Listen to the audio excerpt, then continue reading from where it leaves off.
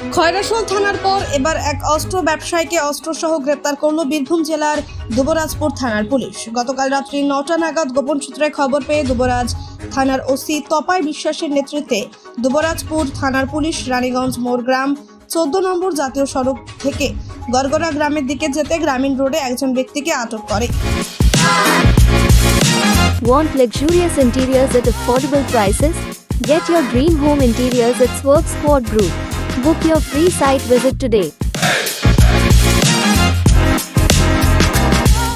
তাকে পুলিশ জিজ্ঞাসাবাদ করলে তার কাছ থেকে একটি ডবল বরেল পাইপ গান এবং সেই সঙ্গে সেই পাইপ গানের 6 রাউন্ড গুলি উদ্ধার করে পুলিশ।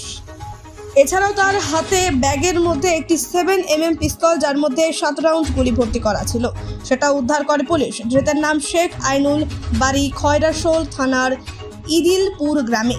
পুলিশ সূত্রে খবর, ধৃত শেখ আইনুল স্বীকার করেছে যে সে তার সহযোগীকে এই বন্দুক, পিস্তল এবং গুলি বিক্রি করতে এসেছিল। ধৃত ব্যক্তি কোথা থেকে এই বন্দুক, পিস্তল এবং গুলি পেয়েছে এবং কেই বা তার সহযোগী তা তদন্ত শুরু করেছে দুবরাজপুর থানার পুলিশ।